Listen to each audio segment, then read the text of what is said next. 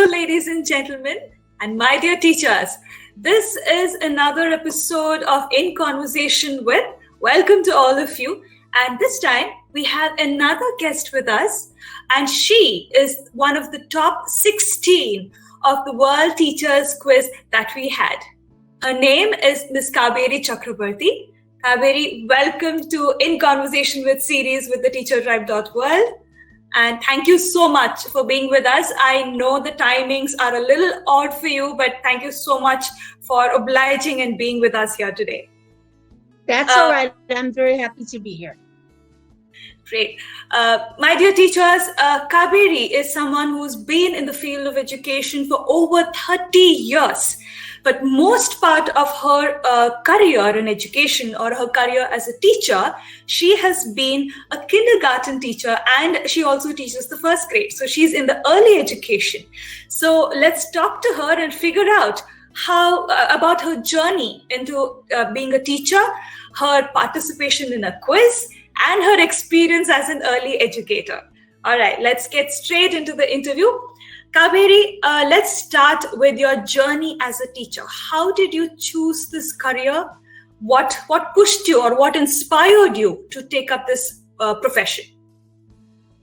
Well, it was not my original choice. Originally, I was thinking that I was going to be a doctor when I originally went to university. But I had always been good at languages, and so I had been studying languages, mostly Spanish. And then I had the opportunity to spend a semester in Spain, and that was very eye-opening for me.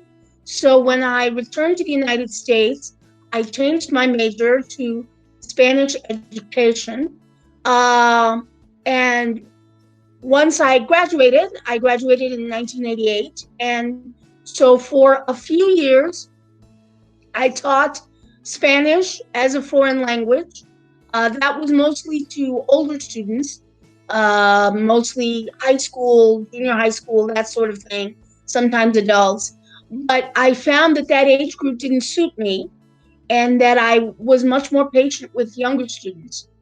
So I sort of took a small detour, and I entered the field of what we call bilingual education. So now I teach young students whose parents speak mostly Spanish, and so their English is considered to be not quite strong enough for them to be in English classes. So I teach them everything that all the other students learn in English, only I teach them literacy in Spanish. And then eventually, as they get older, they learn more English and they're able to enter English classes. But that was how I got into this field. Wow, lovely. And earlier when we were talking, you mentioned to me that in the field of bilingual but early education, you've been in that field for close to 20 years now. And what's interesting is most teachers or educators I have met with always speak about how it's easier to have more patience with the older students than the younger students, because the patience level has to be way higher for the younger kids. But you made the exact opposite statements. You said you are more patient with the younger ones than the older ones. So just can you speak a little bit about that? Tell me why that happened with you. Well, I find that it's much easier for me to be patient with a child who is 5 or 6 or 7 years old, who clearly has not yet learned.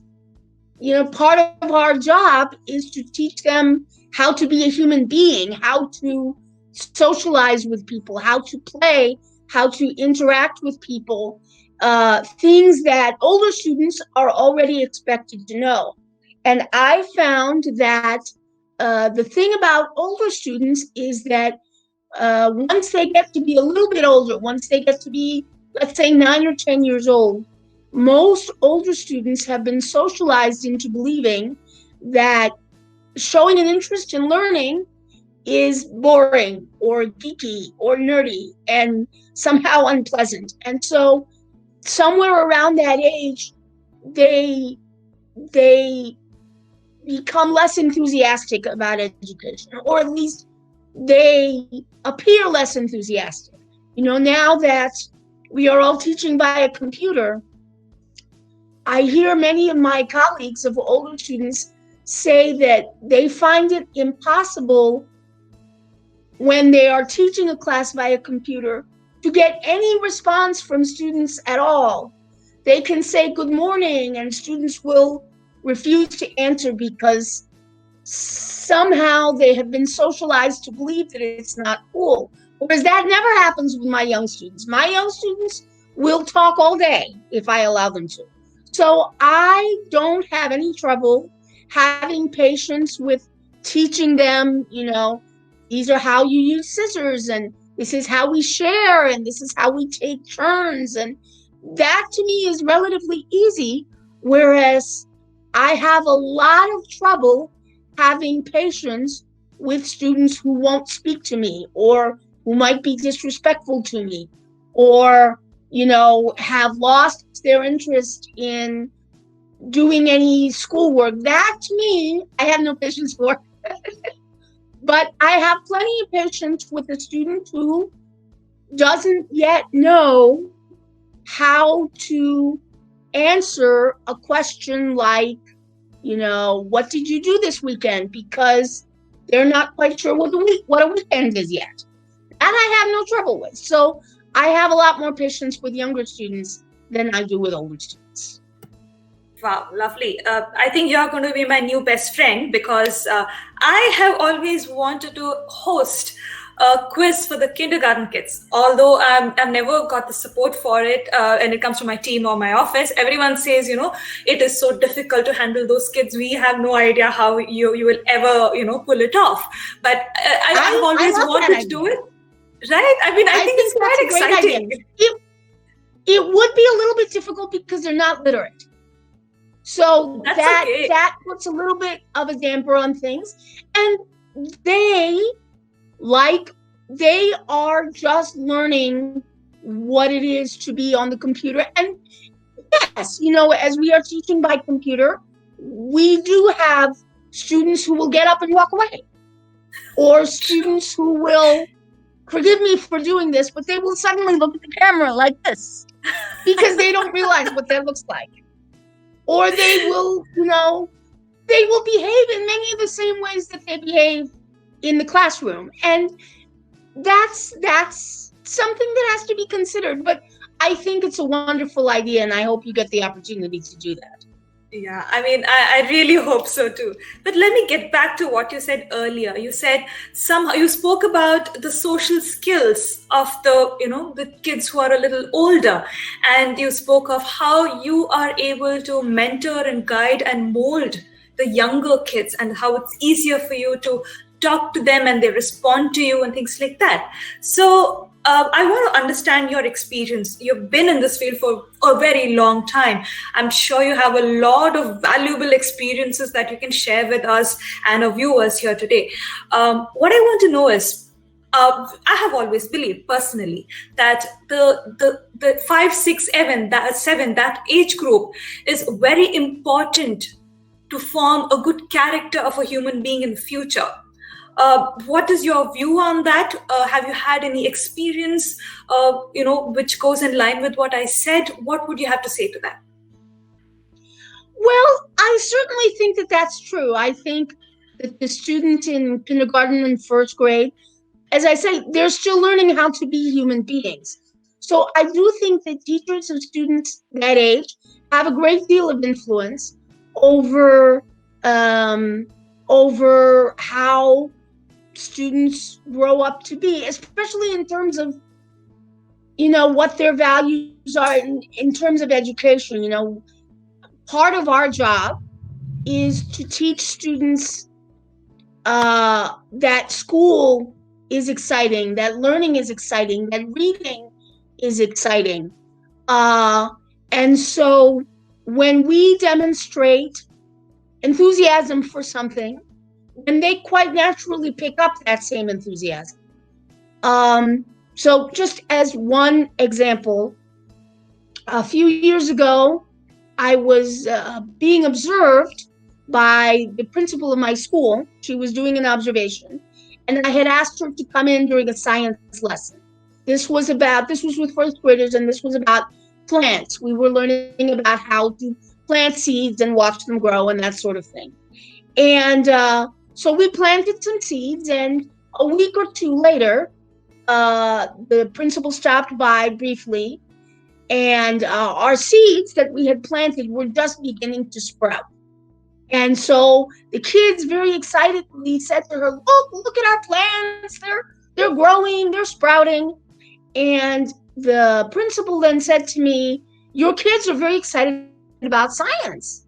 And I said, well, why? And she said, why? And I said, well, I love science. So naturally, they love science, because when I have enthusiasm for something, that is communicated to them, and they think that's perfectly natural. If I say to them, look, the flower is growing to grow leaves, and look, if I pull it up out of the soil, look, there are roots underneath. They will ooh and ah, oh, the plant has roots. That's what young children do, but they don't do that if you don't show them that enthusiasm. So if you happen to be a teacher who treats that science lesson as, all right, we're going to put some seeds in the soil and then we're going to water them and we'll see what happens. And naturally, that is the attitude that they will have. So I think, just to give another quick example, I'm sure that in India, they are facing many of the same issues that we're facing here in the United States, one of which is the issue of inequality, and specifically racial inequality. We're having a great deal of trouble with that, and that's been the case for many years. So I am always trying, and not just me. When I say I really mean all of us as kindergarten and first grade teachers. We are always trying to think of ways to inspire students to have a broad outlook on their fellow students, to understand that although we may come from different backgrounds and we may be different colors, that we should all treat each other with kindness and respect. And so we try to find books that talk about that sort of thing and videos that talk about that sort of thing. But I think we are all intensely aware that in terms of teaching students the broader aspects of what values they might have, that they might carry through for the rest of their lives, the earlier you can teach that sort of thing to them, the more effective it is. That is to say, if they don't hear about having tolerance for people of various races until high school, then by then it's almost too late. Then whatever ideas they may have already developed. But when we are able to teach them these ideas when they're very young, then we hope that they will absorb these ideas and that those ideas will remain with them later. That is our hope. I would like to pick on 2 points that you mentioned while you were talking to me about both of these incidents or experiences that you had. One is how a teacher translates or transfers whatever she feels or he feels to the students. You said if you are enthusiastic and excited, the kids are enthusiastic and excited, even if it is about the roots of a plant. And then you spoke of how we need to teach them values, like, equality is what we need to have in our lives and in our country and in the world and nothing else. Those kind of things. How important is it for a teacher to be open-minded, have the right kind of attitude, because she or he is a teacher? Because in the whole plethora of things right now, I think the part of a teacher is most important, because if the teacher is not balanced and doesn't have a right kind of attitude and an open mind, she or he cannot transfer the same values to the children. So if the teacher is biased, automatically the students also will learn the same thing from him or her. So how important do you think that is? It is absolutely important. I mean, obviously, the most important people in any child's life are the parents, right? They are the most influential. But after that, presumably the next most important people in a child's life are the teachers, especially because for some children, they might see their teacher more time in a day than they see their parents, depending on their situation. So, absolutely, teachers the attitude that a teacher has is absolutely critical to the attitude that the student develops. And I will say that, one hears, I personally have never come across this, but one hears that in different parts of the country because obviously a teacher, like any human being, is going to develop their attitudes from whatever environment they grew up in. So when you have teachers that grew up in an environment that was maybe not as permissive, that was not as tolerant, then yes, sometimes those people grow up and they grow up to be teachers and they communicate whatever their attitude is to their student, and that's unfortunate. But I think, teachers are human beings and we all have our strengths and weaknesses. And so, for example, I personally am interested in science. That's why I was originally going to be a doctor, because both of my parents have a background in science. So I'm interested in science. So, but not every teacher is interested in science. So if we all have to teach plants and we're not all equally excited about plants, then yes, probably you will see that the students, if I'm teaching about plants, then I will make my best effort. But I'll be honest with you, I love teaching science, but plants are not my favorite subject. So when I had to teach plants, I had to exaggerate my enthusiasm a little.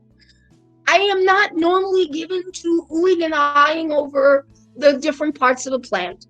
But when you have first graders in front of you and you want them to be excited about plants, then yes, you say, oh, look at that. Look at the parts that the plant has. It has leaves. Oh, look, before it had 3 leaves and now it has 5 leaves. And oh, look, what is that growing? Apparently, that is where the new seeds are going to grow. This is the way you communicate that enthusiasm, even if it's a little bit artificial. So, because if instead of that, if I say to them, all right, boys and girls, we have to draw plants today. So get out your plant, get out your notebook, draw a picture, let's go, let's hurry up, we have other things to do. Then it will not be surprising that those students don't really care about plants. True. I agree. Completely agree. So one more question about early education or your experience with that. We believe that curiosity is directly proportional to learning. So, and I'm sure you have seen a lot of curiosity with your kindergartners and your first graders. So if you can tell us a little bit more about that. Certainly. I mean, children, especially young children, are naturally curious. They ask lots and lots of questions. Sometimes the questions they ask are questions that you're very happy to answer. And sometimes the questions they ask are just not appropriate to what you're talking about. So, if you start out the day by saying, boys and girls, today we're going to talk about community and the people in our community that help us, then if a student asks, what is a community? Then that's a question that I'm happy to answer. But if a student then says, why is my computer making the funny noise? I'm very excited that they show that curiosity, but that's not necessarily a question that I want to answer right now. But generally speaking, when students demonstrate curiosity for anything, you never want to suppress that curiosity. So if they have asked a question that is not necessarily relevant to what you're talking about, then you want to try to bring the discussion back around to whatever you were talking about without suppressing the innate curiosity that they have, because you want them to be curious. All right, so now let's get into quizzing. So tell us, how did you even hear about the World Teachers Quiz Know It All, first of all, and why did you decide to take part? Well, let's see. I would say that ever since I was a child, I found that when I was in class learning things, I would remember a lot of what I learned. And I remember thinking it was a little bit surprising that evidently not everybody remembered everything that they learned. I know that so for example, when I was in grade school, then I would rarely take notes in class because I didn't need to. The teacher would say something and then I would read the book, and that was enough for me. And then it was a bit of a shock to me when I got to college and found that I could no longer get away with that. Then I had to suddenly start learning to take notes because it was at a level where I could no longer just listen. But I was always good at remembering the things that I was taught. There's a television show in the United States that you may have heard of called Jeopardy, and it's been around for quite some time. The current version has been around since I think 1984, and so I watched it when I was younger, and at some point in college, there was an advertisement for, if you're the kind of person that loves Jeopardy, you should join our group. And it turned out that that was my introduction to what you might call formal quizzing. So I did that for a couple of years when I was in college. And then only, let's say 10 years ago, roughly, I was watching Jeopardy, as I sometimes did, and they were testing for new contestants. So I took the test, and eventually I got an audition, and eventually I was on the show. This was 4 years ago. So that to me was very exciting. It so happened that they have a special tournament that's a teachers tournament. And so I was on the Jeopardy teachers tournament with many other teachers who are also interested in quizzing.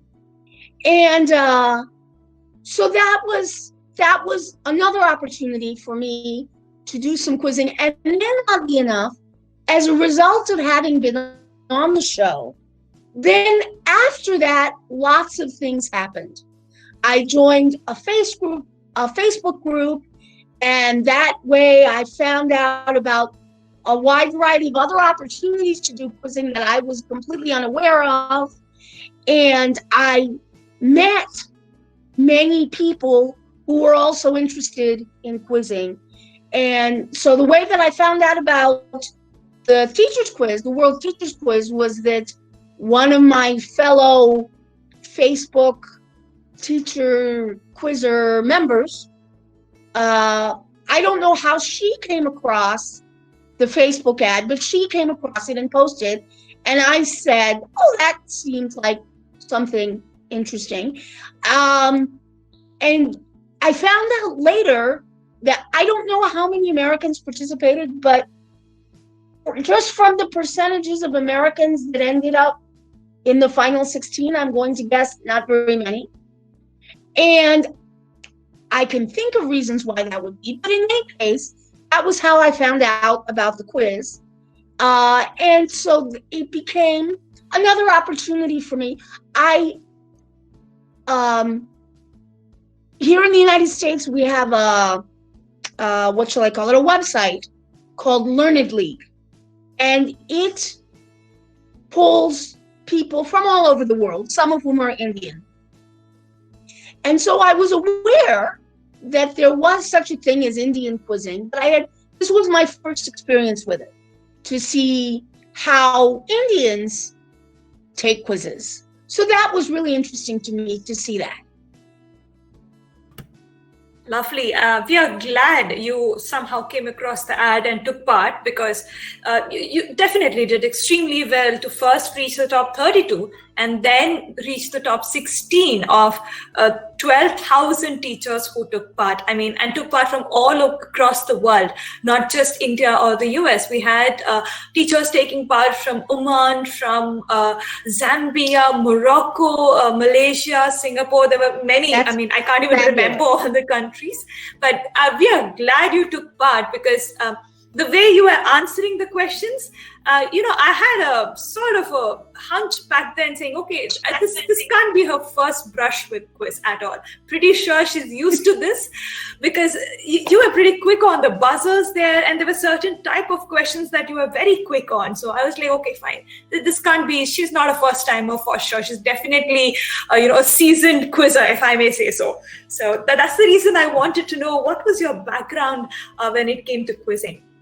All right, lovely. So finally, tell us, why do you think as a teacher or for a teacher, it is important for all of you to take part in such engaging activities? I think there are a couple of different reasons. One, if you mean why teachers might engage in quizzing, I think there's a connection between knowledge for knowledge's sake and quizzing and teaching and, learning more things. So in my particular case, because I was one of the relatively lucky few to be able to be on this television show, my students were able to see that. Other people in my school were able to see that. And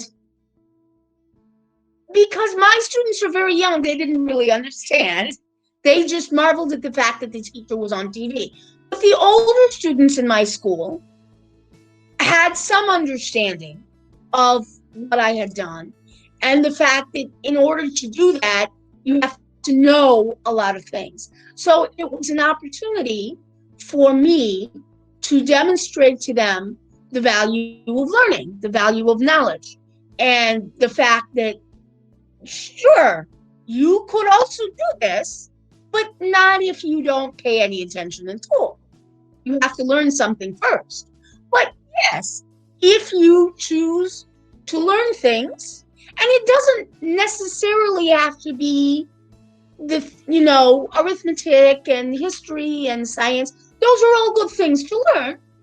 But even if you find that there are one or two things that you would really like to learn about, even if you just learn those things, then that's a good thing. Any learning is a good thing. And if you are very lucky, then maybe you can convert that learning into a website, or, go to your local pub and play pub trivia, or be on television, or whatever it happens to be.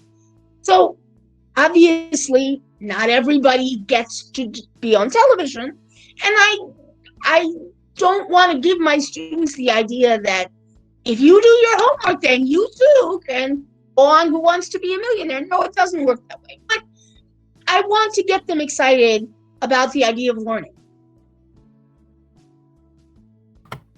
I really loved two phrases that you used here: the value of learning or knowledge, and the idea of learning. I mean, that's lovely. If we just implement both these in our lives, there is so much more that we can do. I mean, it just opens our horizons to so many new things that are going on around us. I think those are very, very important phrases for us to keep in mind. Lastly, your message to all the educators and all the teachers out there. I would say that one thing that I've learned over and over and over in my career is that when you are a teacher, you influence your student in ways most of the time you will never have any idea. When you're a teacher, if you have students that are not successful, you despair. Why am I not getting the student to be successful?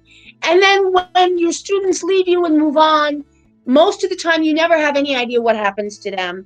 And so it's difficult to understand the impact that you have.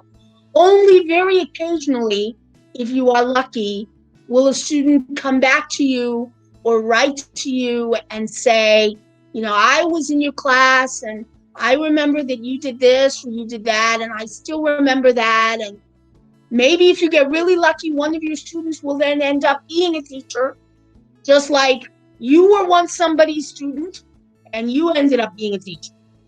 So it is very easy, especially in these times when all teachers are under so much strain. We're trying to teach by a computer and we're having to learn new technologies and we can't see our students in person. It's so frustrating and we're under so much pressure. So it's very easy to get discouraged. Believe me when I tell you that I understand how very easy it is to get discouraged. But whether you know it or not, whether you see it in front of you or not, you are having an impact on your students that will last them the rest of their lives. They're just like you remember your teachers when you were young, even if you never got back to them and told them so, they will remember you. In fact, if you could do one thing, I tell a lot of people, when students write to me after a long time and they say, I say to them, look up some teacher that is still around that influenced you and write to them or call them or talk to them and let them know, because it makes such a difference. Wow, that's really lovely. So what we need to keep in mind is all of us educators, teachers, we make a huge impact in the life of our students, whether we know it or not, and whether they know it or not. Even if they don't know it at this point, sometime in future, they will know and understand the impact all of you have made in their lives. And from what you said, I think you've just inspired me to get in touch with some of my teachers. So I'm going to do that myself. And I think that's an excellent idea. Oh, yes, I will do that, because you suddenly reminded me of that, and I must do that, and I will do that for sure. Thank you so much for being with us, Kaberi. Thank you for taking the time out for this chat session that we had. And we hope that we will be able to interact and engage far more with you in the future. Thank you very much for having me. Well, ladies and gentlemen, my dear teachers, educators, that was all for this episode of In Conversation with our elementary, or rather our kindergarten and first grade teacher from the US, Sanchez Elementary School, Miss Kaberi Chakraborty. And you stay tuned and keep watching this space, because we will come back with many more interesting stories which you will love watching. Take care and be back soon.